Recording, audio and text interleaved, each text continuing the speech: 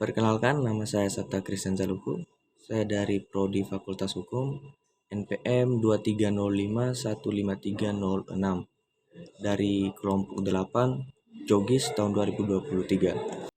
Perkenalkan, nama saya Korintia Destiana dari Prodi Hukum, NPM 2305152888. Saya dari kelompok 8 Jogis 2023. Perkenalkan, nama saya Galen Pandiagung dengan NPM 2305155184. Saya dari Fakultas Hukum Atmajaya Yogyakarta. Saya dari kelompok 8 Jogja Istimewa angkatan 2023. Hadeging Negari 1755. Berdirinya Keraton Ngayogyakarta, Hadiningrat, tidak terlepas dari peristiwa pilihan negari, yakni pembagian kerajaan Mataram pada 1755. Pada peristiwa tersebut, separuh wilayah kerajaan di bawah susunan Pakubuwono III yang kemudian dikenal sebagai Susunan Surakarta.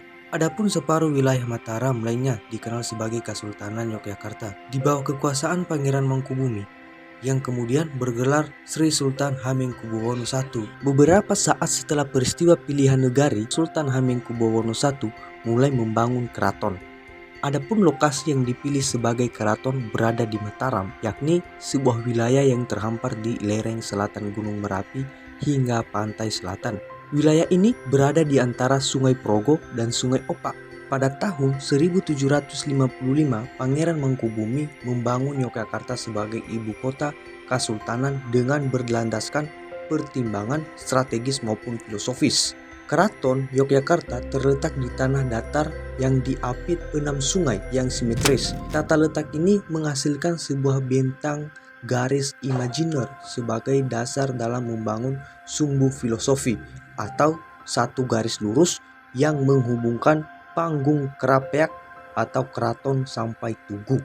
Perjanjian Giyanti Palihan Negari ditandatangani pada hari Kamis Kliwon 29 Rabiul Akhir tahun 1680. Di dalam perjanjian Giyanti, Pangeran Mangkubumi diakui sebagai raja dan mendapat wilayah senilai 53.100 karya untuk Negara Agung dan 33.950 karya untuk mancanegara.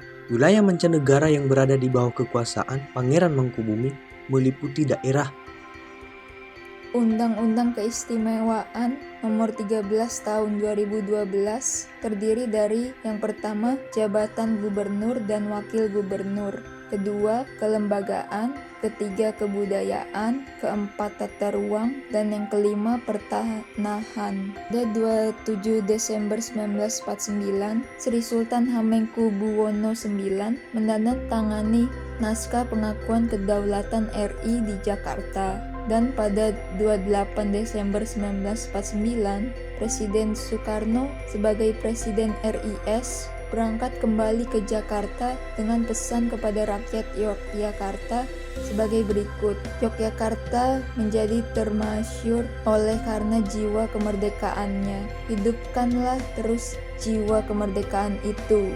Setelah menyampaikan amanat 5 September 1945, Sri Sultan Hamengkubuwono IX dan Sri Paku Alam ke-8 mengambil beberapa keputusan bersejarah.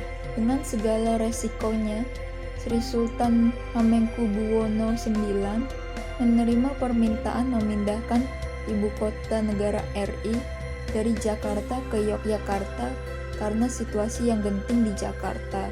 Dengan segala kebesaran jiwa mengembalikan kedaulatan bangsa kepada Republik dan kepemimpinan Soekarno-Hatta.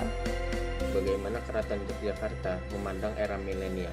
Sejarah membuktikan bahwa eksistensi Keraton Yogyakarta terletak pada kemampuan menjaga tradisi dan karakter yang terbangun dari nilai-nilai yang selalu dipegang teguh sekaligus melakukan pembaharuan sesuai dengan perubahan zaman. Pada tahun 2012, Sri Sultan Hamengkubuwono X memerintahkan dibentuknya sebuah lembaga yang berperan secara langsung dalam proses pelestarian budaya. Lembaga tersebut dinamakan Tepas Tanda Yekti, di bawah pimpinan salah seorang putri dalam yakni Gusti Kanjeng Ratu Yahayu. Salah satu tugas Tepas Tanda Yekti adalah mengabdikan event kultural dan momen bersejarah yang berlangsung di Keraton Yogyakarta sebagai jantung peradaban Jawa.